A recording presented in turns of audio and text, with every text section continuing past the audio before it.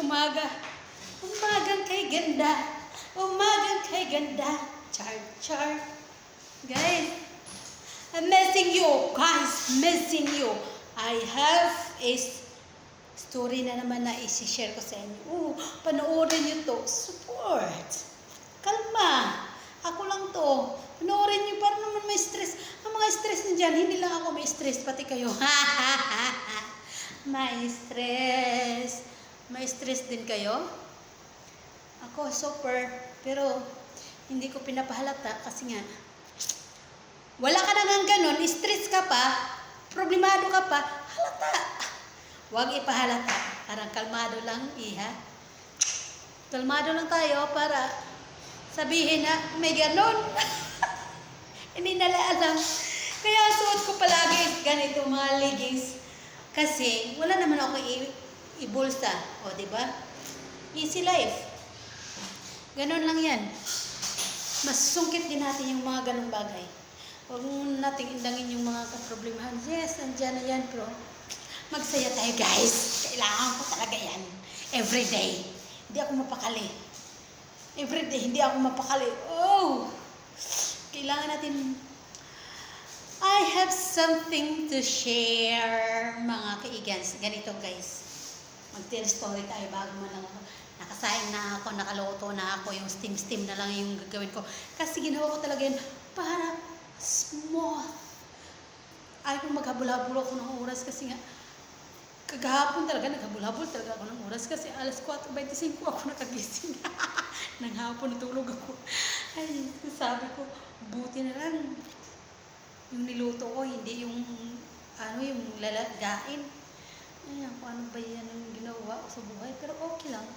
At least hindi naman ako na nagahol. Yun nga lang, hindi ako nakaka-indak-indak kasi kailangan umidak-indak. Okay? Guys, ito na naman ang story ko for today. Ganito, may isang bata. Paaralin ng papa niya, ayaw mag-aral. Gusto na lang manguha ng halo sa bukid. Alam niyo ba yung halo? Alligator ata yan sa English. Tagalog, bayawak. Ganon ba yun? Ganon. Gusto niya manguha na lang siya ng halo. Ganon. Punta sa bukid. Bit-bit niya ng sako. Ganon ng sako. Uwi siya. Uwi na siya. Dami niya nahuling halo. Daghang kayo siya nahuling halo. Ngayon, sa lubong yung kano. Sabi ng kano, mayroon pa mga sa tinapay. Halatang kumain. Sabi ng kano, "Hello, Joe!" Sabi niyo, sabi nito, kano na to, mananagaan kaayo. Kapalugit siya kung sa akong dala. Hello, yun. Ana na siya. Lagpasanan niya. Grabe, brightag itong kanoa. Ana na siya. Ugma, tanaw na to. Mapaktan mo pa ba? Ugma ako ang dala. Pagka-ugma na po. Mga inaning orasan. Ana na siya. Bit-bit na po siya. Kating daghanan mo yung nakuha. Pero hindi halo. Sabi na naman ng Amerikano, "Hello, Joe!" Sabi niya sa Amerikano, "Bleh! Wah, kakatagaan! Hindi halo ang kuha ko ngayon, kundi ibid." O, see?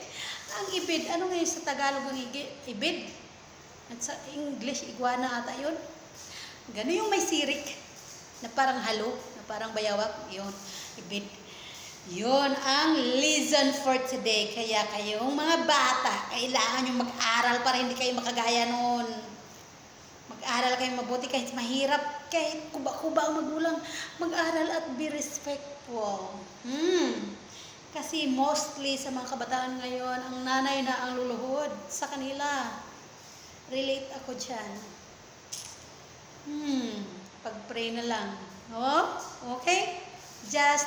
That's our life as a mother. Okay? Just our living. About living. Since I know that I never will forget.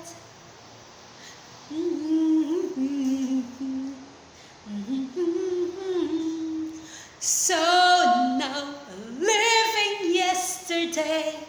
behind. Finally I see of my mind. Let remember stay away and think about today. Living yesterday behind. Let my mind once more. Which day I live before. Kalami. Thank you guys. Panoorin niyo talaga ang aking video for the support sa soul appearance. Okay? Love you guys. Matik-matik. Sinso Pinoy.